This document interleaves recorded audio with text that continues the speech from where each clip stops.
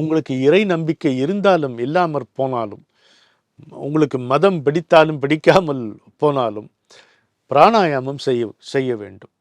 நீங்கள் காலை நடைப்பயிற்சி எது வேணா ஜிம்முக்கு போகலாம், ஜாம்னு நடக்கலாம், என்ன வேணால் செய்யலாம். ஆனால் பிராணன் ரொம்ப முக்கியம். பிராணாயாமம் எல்லாருக்கும் முக்கியம். அதை செய்ய வேண்டும் என்பது என்னுடைய கோரிக்கை. குடும்பத்துடன் ஒருவேளையாவது சேர்ந்து சாப்பிட வேண்டும். அது இல்லாமல் போகிறது. ஒருவேளையாவது குடும்பம் முழுக்க சேர்ந்து உண்ண வேண்டும். இது மாதிரி இருக்க வேண்டும்.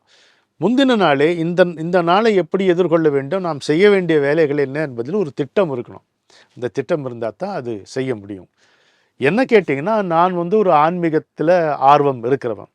காலையில் ஒரு வேளை உட்கார வேண்டும், தன்னந்தனிமையில் உட்கார வேண்டும். இரவிலும் ஒரு முறை தன்னந்தனிமையில் உட்கார வேண்டும்.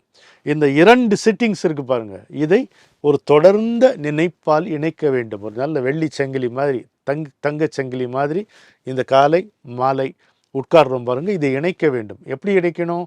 நன்றி உணர்வோடு, எப்பொழுது இறைவன் நாமத்தோடு. பின்னால் அந்த சுருதி மாதிரி இறைவனுடைய நினைப்பு இருக்க வேண்டும். முன்னாடி எல்லா கடமைகளையும் நல்ல முழு அர்ப்பணிப்பு உணர்வோடு செய்ய வேண்டும். அதில் சிக்கிக்கொள்ளக்கூடாது.